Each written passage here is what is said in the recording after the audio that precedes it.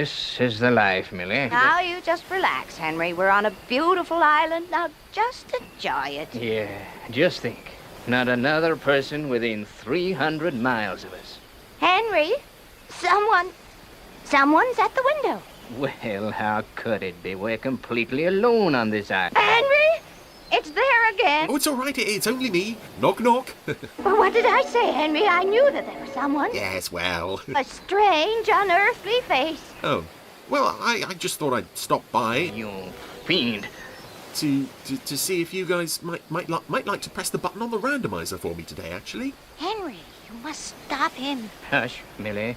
Do just as he says. He means business. Well, you don't have to if you don't want to. I don't scare easy. Does that mean you will? Let's take a look. Be careful, Henry. All right, Millie. All right. Ah, thank you. I only thought of stopping by to see you because Marina said you are both really nice people. Oh, that girl's tops. Oh, isn't she just?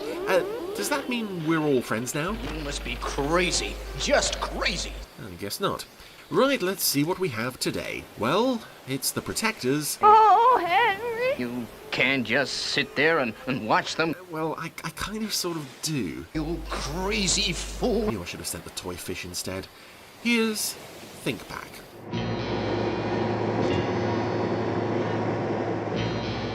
So welcome back to the Protectors. Although we were here not too long ago with It Could Be Practically Anywhere on the Island, I think we all prefer to discount this, or discount that even, because, well, you know. Anyway, as you can probably hear, it's a far more dramatic opening to this episode than that one.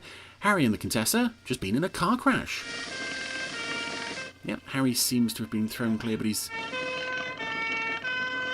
Oh, Caroline. Ambulance got there very quick. Almost suspiciously so, in fact. Now, there's a school of thought that says the shorter the pre-title sequence, very often the better the episode, because, you know, if you've got a really good hook, you don't have to spend too much time on it. It can just be, you know, bam, here it is. And that was a really good opening. The Contessa and Harry, both, driving along, and both looked a little worse for wear. And then crash. And you were doing 60 when you were hit. 60? Ooh. Car. Now Harry's in hospital. How are you feeling, Mr. Rule? Never mind about me. What about Caroline? Caroline? Caroline, the Contessa di Contini. My passenger, the girl who was in the car with me. This looks a bit suspicious. Well, you're concussed, Mr. Rule. You're very confused. Your mind is playing tricks. There was no passenger in that car with you. You were quite alone when they picked you up. Alone? And where did Caroline go then? No, there was a girl with me. I may be confused, but there was a girl there with me. Yeah, we definitely saw her in there. Must be there now, lying next to the road, unconscious. Not for 2 whole days, Mr. Rule. This is Monday the 4th. You were brought in here on Saturday the 2nd. You're unconscious for 2 days, 2 nights. 2 days. And this is an episode that was written by Brian Clements, who is a name very familiar to fans of British cult TV, mostly for work on things like The Avengers and The Professionals and such. But this was the only Anderson series he was ever involved with. He wrote 6 episodes of this. Rule? And his big CID. sort of his idea for writing a series was to attack the premise, to go after the basic idea of the series. And I think this was probably the closest he ever got for the 6 episodes he wrote for the Protectors. I want to report a missing... And speaking of Brian Clements' prior work, we have a police inspector here, Suppose I buy the fact that the Contessa was in the car with you. played by Ian Hendry, who was, of course, Patrick McNee's partner, Dr. David Keel, in the first season of The Avengers. A bit drastic, isn't it? And also, I always think when I watch Doppelganger, it would have been nice to have Ian Hendry back in an Anderson role again. And I keep forgetting that he did a Protectors episode, and he's quite good in there. Back to my apartment with the Contessa, offering her a drink. Next thing I know, I'm driving. Very tired, like I've been driving a long time. Returning from where? You said you remember returning to your apartment. Where from? A case I was working on. Oh, now look, I know you private people protect your clients' interests to the last ditch, but this case or whatever it is may have some direct bearing on the crash or whatever's happened to the Contessa. It's possible. Mr. Rule, I can't help you if I'm only holding half the cards. Frank Dilling is due to testify before an international committee at the end of this week. He's going to present evidence There's a network of official corruption that spreads halfway and back across the Western Hemisphere. He doesn't trust anyone. Not the government, not the police, not anyone. He came to us because we're private, because we're outside that world. And you put him undercover? That's right. Look, if I've got any chance of finding the Contessa, I've got to go back to square one. I've got to find out where Frank Dilling is hiding. Oh, all sounds a bit suspicious. Why are they so insistent on finding out where Dilling is? Be leaving shortly. Oh, and Harry has spotted that the nurse is wearing well, let's say that's not regulation hospital footwear. I don't know. We decided to limit the information to one person. The Contessa and I flipped a coin and she won. She's the only one who knows where Frank Dilling is. Ah, so he's cotton onto something not being quite right here. That's also reinforced by the shot of Hendry here. Ever since we noticed that the nurse is wearing the wrong kind of shoes, the camera angle is slanted. As soon as I find anything out. As if this hospital isn't quite on the level almost. And now Hendry and his sidekick are gone. Harry's going to take a look outside. Well, there's an ambulance and a nurse and a car. But it doesn't quite look like a hospital to him. It's 2:25 it looked like the watch said the second, but... Okay. We got a mover. Right away. Ah, so now we're... A couple of lads here have got the Contessa. She's out on a bunk. Now Harry's going to have a look at his plaster cast leg. See if we can put some weight on that. Interestingly enough, it works fine. Well, it's fine as he can't move it, but looking outside. Corridor seems normal enough, but there was a trolley there with yellow plastic wheels. Oh! Now Harry's hobbling down the corridor. And even though I remember this as being a good episode, I'm starting to think this may not be as effective on audio as I was perhaps hoping. Lots of sneaking around in silence. We'll try to keep you updated as to what Harry's discovering. Oh, this is interesting. Come to the end of a corridor, turned round, and... Suddenly it's not a real hospital anymore. It's just a pile of junk and some very 70s wallpaper, and it's curiouser and curiouser. Ah, now he's found the room where those guys were just a few moments ago holding the Contessa. Oh, he's a wily old bird, is Harry. What do you think? He's going to work? Got to. Well, Mario might turn something up. Well, he's out turning Rule's place over, isn't he? Might find something. Oh, and it's that stuntman guy. I can't remember his name because I always used to think his name was Frank Mayer, and Frank Mayer is a different stuntman. But this guy, whenever you see him in anything, you know he's going to end up in a fight. He was in The Prisoner quite a lot. Anyway, Tony is now... Oh no, Paul. I always do this on the randomizer. Tony Anholt turns up, and I call him Tony because he was Tony in Space 1999. Paul is here, and he's killed the stuntman dead because the stuntman was having a hunt around the house. Harry? Suki! Oh. Moaning from the bathroom. What could that mean? Suki! Suki! Suki! And much like with seeing Catherine Schell and Barry Morse together in Space 1999 a few weeks ago, it's strange to see Tony Anholt and Yuzuka Nagazumi together in this show a few years before they were together again on Space 1999. Anyway, the Contessa has now been set up in the hospital bed. What happened to Harry? Sedative. And our doctor and nurse are I'm not making any sense, but Harry... again trying to convince her that she was found on her own. Look, you must tell someone, please. Very well. Corley and Hendry. I'm not sure how much of their fake hospital these bad guys have built, but Harry is roaming around the place quite unobstructed here. Someone's coming. Got to find somewhere to hide. Where can we go?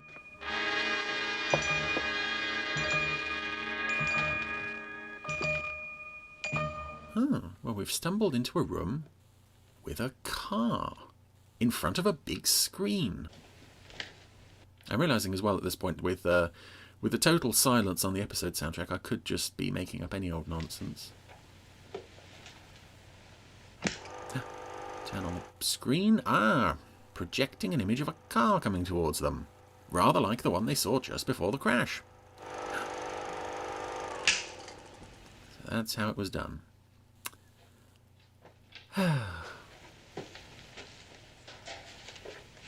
Say something. Come on. There's the loose spinning tyre, and we've got a blue flashing ambulance light. Everything you need to stage a car crash, in fact.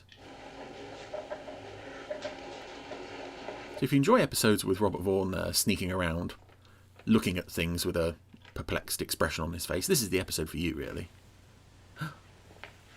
Oh, and the doctor guy has found that Harry has gone. Get up! Oh, that's it. Harry's had enough, smashed his cast against the pole holding up one of the tyres, and yeah, we're free of that. Nothing wrong with the old leg. You, cover the ground. Whatever happens, he mustn't get upstairs. He must not reach that girl. He won't. Oh, I've got a gun. Ha! Now, remember this this episode... Oh, here we go. Contessa's got Ian Hendry come to see her. What seems to be the trouble? Well, I was in this accident. Now, they say that I was alone, but I wasn't. There was this man with me, and his name's Harry Rule. But hold on. I think we'd better start from the beginning. The music's got a bit more of a swagger to it now that Harry knows what's going on, and he's got his full mobility back. Oh, that's it. Harry's had enough. Time to punch somebody. And this episode also, this is, I suppose, a fairly simple idea that has turned up a few times in other things. I remember an episode of The Persuaders that starts off very similar to this, with Roger Moore finding himself in a hospital, supposedly having had an accident or something, and he slowly finds out that it isn't a real hospital. I'm not sure what episode that was. Suki! But it's quite effective here, except, again, that, you know, the long stretches of silence don't really work on audio. But of course it wasn't designed to be on audio. And now Paul's found the Look, you're asking me to do the impossible, Contessa. the source of the reason the Contessa and Harry and now Suki were on, well, Dozy was a little snifter of drugged brandy. We've got Mr. Rule to consider too. I mean, his life might be quite literally in your hands. Well, Hendry's doing a really good job here, because he's sort of pitching his performance slightly differently with the Contessa than he was with Harry earlier. I'll tell you where Dilling is. Harry has now stripped the doctor of his clothes. You will let me know, won't you? As soon as you hear anything. Or the minute we find Dilling, Contessa, you'll know. Oh, sorry. Harry goes in, nobody comes out, right? Right. Let's put the Contessa's mind at rest, anyway. This episode is a masterclass in hiding. Harry keeps trying to get up these stairs, and every time he tries, someone else comes along he has to hide from. But he's on his way up to the Contessa's room now. Guy hiding behind the changing screen there with a gun. Oh, he's heard that. You must be sweet on her. Me? I'd have been out across the ground straight away. Couldn't go without her, eh? Thanks for telling me where she is. It's not going to do you any good. A hero. I specialize in heroes. Dead heroes. Yeah, you're tough. You're really tough. What's that supposed to mean? It might be a slight dig at your, the height of your belt. That's, That's right. Oh, this guy looks so 70s, and I can't remember his name, but he's turned up in tons of Saw things. me. But not you. You ramble on, you shoot off your big... Oh. That's it, Harry taking his frustrations out on... they found each other. He came from up there. And I do get the feeling that these two genuinely don't just care about each other, but there is almost a love between them that doesn't get much focus through the series. I kind of wish it did more often. Anyway, that's it. Another thug punched out. The nurse is running away, but Contessa got in a good shot, lobbed the plant vase at her. Harry, they did. What? Get what they wanted. I told them where we put Frank Dilling. Oh, you idiot. I've got to get to Dilling before they do. Oh, is that the advert break point? 17 minutes in. Oh, okay. Normally they're sort of dead centre on like the 12-minute mark. Anyway, Hendry and his assistant guy, they've tracked down where Dilling's hiding. So that's the place you'd expect. It's closed down. Perfect place for a man to lose himself in. Well, is it some kind of warehouse or studio? Come on. I believe this was a real film studio, I think. Hang on a second, I'm going to look that up. You enjoy more silence, seeing Henry's wandering around. You mean we haven't lost 2 days? That's right. Today is today. If you know what I mean. I mean, today is today's. Yeah, I think so. Today. I mean, today we met Dilling, we put him away safely under wraps, and then we went back to your place afterwards for a drink. That's when it started. The drink must have been spiked. And we've been in a drugged haze ever since. It's MGM Studios Elstree. And now we're stuck in traffic. Oh, I think we're outside Sainsbury's here. Harry and the Contessa have borrowed the ambulance. Why pull something so elaborate? Why not just force the information out of us? Because Brian Clements is writing this week, Caroline. They wanted to play it cool. Drug-induced crash and subtle interrogation. High concept. Great fun. Oh, God. Sounds it Hendry is into the old Elstree studio. You're going to find Frank Dilling somewhere. It's an emergency. Oh. Harry Rule has gone the wrong way up a one-way street. Come on, what? But as he says, it's an emergency. Suki. God, meanwhile, Paul is trying to shake some information out of Suki. Trying to force her to walk. It's interesting as well that Harry and the Contessa are now very much wide awake and alert, whereas Suki, who has done nothing, is borderline catatonic. I'm not sure if that means that she had more to drink than they did, or if she was drinking quite extensively after they left, or if she's just useless. But oh, we can see this is definitely an old studio of some kind. There's lots of well, film props and such lying around. And now more sneaking around silently. Hendry and his assistant, they both got guns out, looking for Frank Dilling. Somewhere is hiding in this studio all by himself. I get the impression that they haven't left him much in the way of, like, supplies. He doesn't have a designated room or anything. He's just... Oh, there he is. He was hiding behind a pile of wood. Because, you know, when you hire the Protectors, you get the best. They will find a large empty space to... Where is he now? It looks like he's running along the side of a reservoir. Oh, he fell into the reservoir. Okay.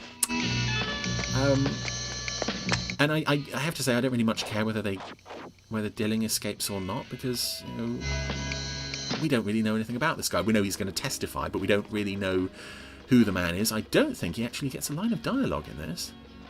Anyway, he's still managing to elude Hendry despite being useless. Can you hear me? Wherever you are, stay put. Oh. We'll find you. Thank you, bad voiceover of Harry. More sneaking around in silence. I was actually looking forward to this one when it came up on here, and you know, I still think it's a good little run around, but it's not giving me much to work with on the randomizer when nobody is saying anything. The studio, the old picture studios. Good girl. Oh, thank you, finally. I also wonder when people break into Harry's house, which happens, you know, fairly frequently in this show, where the dog is at times like this. Gus the dog. You see him in the opening titles every week, but curiously he's never around when someone breaks in to Harry's apartment. Not that I would want to put the dog in danger or anything, but I like the dog. Wish he turned up in a few more episodes, really. Anyway, Dilling is now making his way up a ladder inside Stage 3. I can tell that because it's got a skip outside with the word Stage 3 printed on it.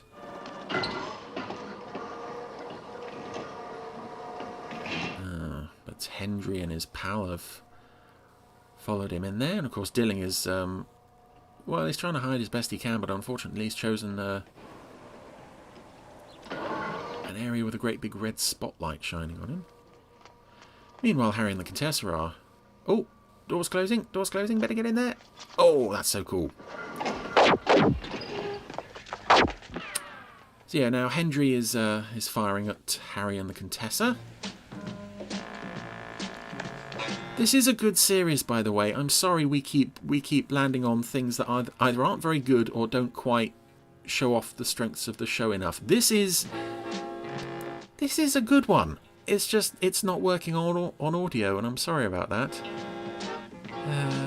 Music's cool though. I do like this this bit of incidental music in particular.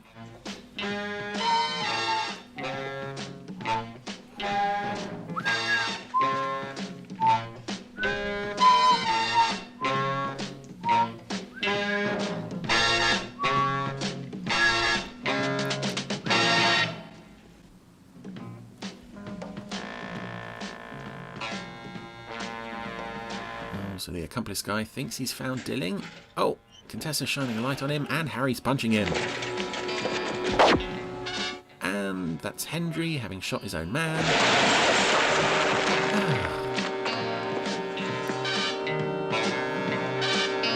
Despite me saying that Hendry puts in a good performance in this, he really doesn't need to. I said this is a very thankless role. Anybody could... I mean, that's the end of him. He hasn't even said anything through this entire scene. He's just been...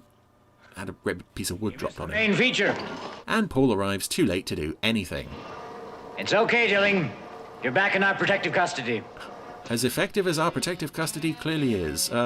We'd understand if you'd want to go and find someone else to protect you from now on. Anyway, that was Thinkback, and as I've said, I really enjoyed that one. But, because it is something a bit different, I just struggled with this on audio. I'm really sorry about that. But, go and give this one a watch. I would say this is probably in the top 10 episodes of the series, which may be, some people may take that as sort of, oh, that's probably a sign the series isn't very good. It is very good. I'm sorry. We will get an episode that shows the strength of this series one day.